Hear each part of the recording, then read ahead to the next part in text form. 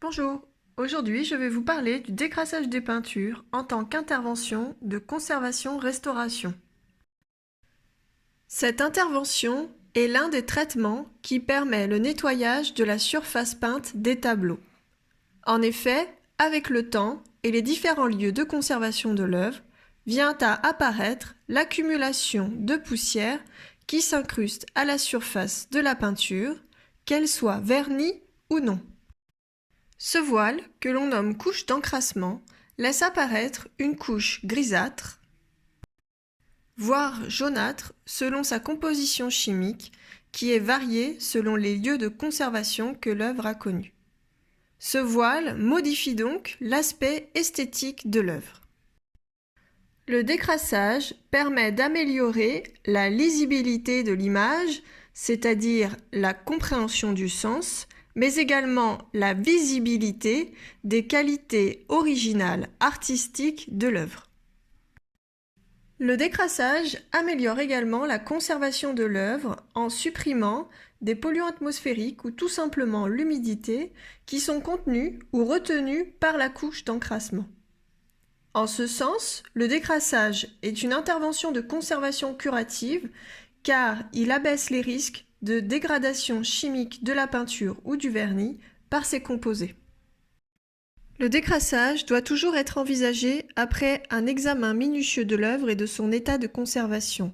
De la sorte, cette intervention ne doit être réalisée que si la surface de la peinture est en bon état de conservation et ne présente aucune perte d'adhérence à son support. Le restaurateur a en sa possession un large panel de produits et d'outils lui permettant d'adapter ses mises en œuvre en fonction de l'œuvre à traiter. Cette adaptabilité permet de mieux cibler l'action chimique et mécanique lors du décrassage et d'abaisser les risques de fragilisation de la peinture ou du vernis sous-jacent. Au vu de la nature chimique variée des couches d'encrassement, il n'existe pas un produit idéal permettant de toutes les supprimer. Il faut donc trouver le produit ou mélange de produits qui répondra le plus favorablement possible au cahier des charges du décrassage et ce, en fonction de l'œuvre à traiter. Une phase de test de différentes solutions de décrassage est donc primordiale. Ces tests doivent être réalisés sur les pourtours de l'œuvre, ce sur plusieurs couleurs afin d'en déterminer leur sensibilité, sur des carrés d'environ 1 cm de côté. Le décrassage est une opération minutieuse. Une vigilance accrue et une observation soutenue permettent d'éviter des erreurs d'appréciation qui risqueraient d'endommager la peinture. Ainsi, aucune trace de couleur issue de la peinture ne doit être présente sur le coton. 3 types de mise en œuvre peuvent être employés par le restaurateur lors du décrassage. Une première mise en œuvre faisant intervenir une action mécanique, une deuxième mise en œuvre faisant intervenir une action chimique et une troisième mise en œuvre faisant agir à la fois l'action mécanique et l'action chimique. Une large gamme de produits s'offre aux restaurateurs pour réaliser le décrassage.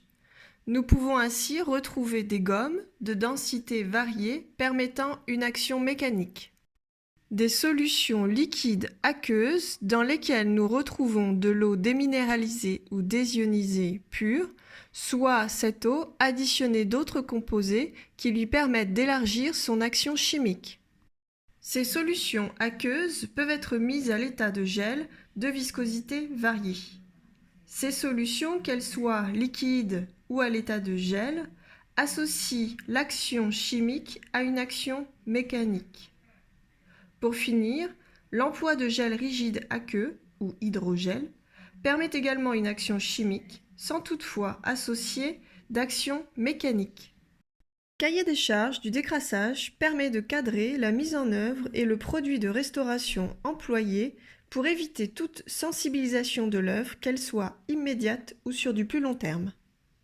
Le restaurateur doit intervenir avec une action contrôlable et progressive.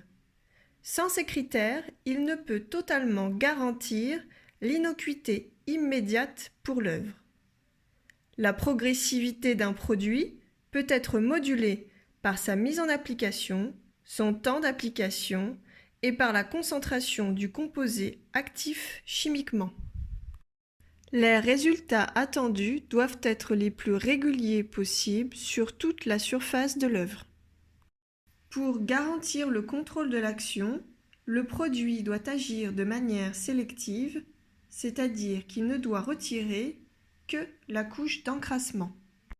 La mise en œuvre doit présenter une action mécanique la plus légère et la plus courte afin de minimiser les risques d'abrasion ou de sensibilisation de la surface. Le produit doit agir dans un intervalle de temps assez court pour minimiser les risques de l'action chimique, voire mécanique. La méthodologie d'application doit éviter le plus possible la dépose et la migration du produit de restauration. En effet, la rétention d'agents actifs au sein de l'œuvre ou à sa superficie peut entraîner une action prolongée et invisible, ayant comme conséquence des gonflements, des ramollissements, des sensibilisations à moyen et long terme de la peinture. Certains produits associés à l'eau présentant une certaine toxicité, le restaurateur doit veiller à employer un mélange le moins toxique, veiller aux moyens de protection personnelle et veiller à la bonne ventilation de son espace de travail. Le décrassage à l'aide de gomme s'opère lorsque le tableau est positionné à plat sur une table. La gomme masse alors la surface de la peinture avec une légère pression. Une fois le travail terminé, les peluches sont ôtées de la surface avec une attention accrue afin de ne laisser aucun résidu à la surface. L'avantage de cette méthode est qu'il n'y a aucun apport de solvant ni d'eau. Aucun produit chimique ne pénètre ni ne migre à l'intérieur de l'œuvre. De par la méthodologie d'application, le travail est surtout superficiel et reste très limité dans les anfractuosités de la matière et des empattements. Un des risques de cette technique est l'abrasion superficielle de la matière, voire la formation d'un lustre, d'une surbrillance.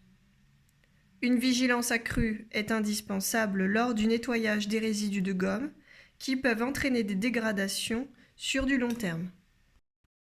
Le décrassage à l'aide d'une solution aqueuse s'effectue lorsque le tableau est positionné à la verticale sur un chevalet. La solution est appliquée par l'intermédiaire d'un bâtonnet ouaté dont le coton est imbibé et essoré de la solution liquide ou légèrement visqueuse. Les couvillons massent alors avec une pression légère et régulière la surface de la peinture. La saleté migre petit à petit dans le coton qui se colore uniformément de la couleur de la crasse. La plupart des produits chimiques ajoutés à l'eau ou au gel nécessitent un rinçage à l'eau pure désionisée de pH contrôlé. Le décrassage à l'aide d'hydrogel ou gel rigide s'effectue lorsque le tableau est positionné à plat sur une table. Le gel peut être positionné de manière locale ou sur l'ensemble de la surface. L'eau contenue dans le gel reste à l'interface entre la surface de la peinture et ce gel. Les saletés migrent alors dans le gel qui se colore petit à petit. Le temps d'action est souvent plus long car le processus de migration est plus lent. Le décrassage au bâtonnet ouaté est souvent très efficace et rapide. Cette technique nécessite néanmoins un second passage afin de rincer les résidus de produits chimiques restant à la surface de la peinture.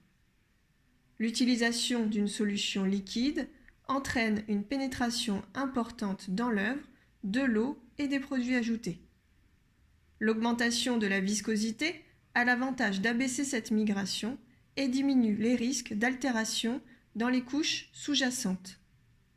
Toutefois, l'augmentation de la viscosité d'une solution ne pouvant être réalisée qu'avec l'ajout de produits supplémentaires, l'emploi d'un gel induit l'apport d'agents chimiques supplémentaires sur l'œuvre. Ils apportent donc un nouveau risque de persistance de résidus nocifs pour l'œuvre. Afin de diversifier l'action mécanique, d'autres outils peuvent être associés à l'application de l'écouvillon. Le pinceau, humidifié de solutions liquides ou visqueuses, permet par exemple de travailler dans des zones difficiles d'accès, telles que les creux des empattements. Le scalpel, quant à lui, permet un travail très minutieux par le grattage d'éléments de taille infime.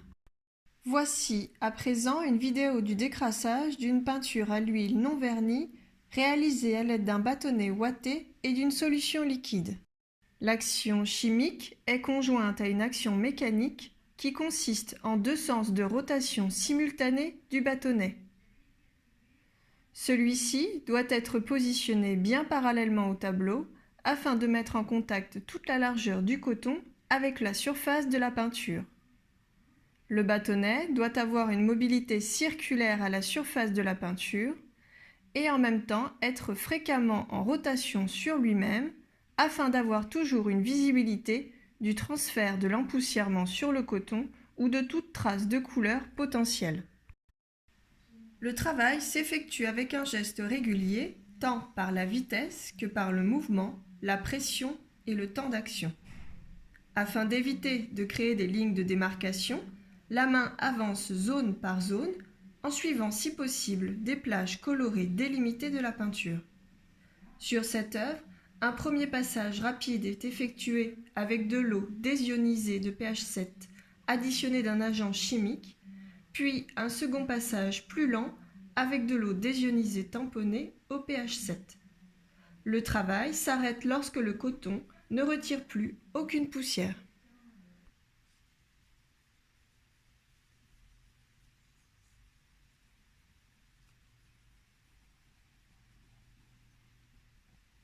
À bientôt!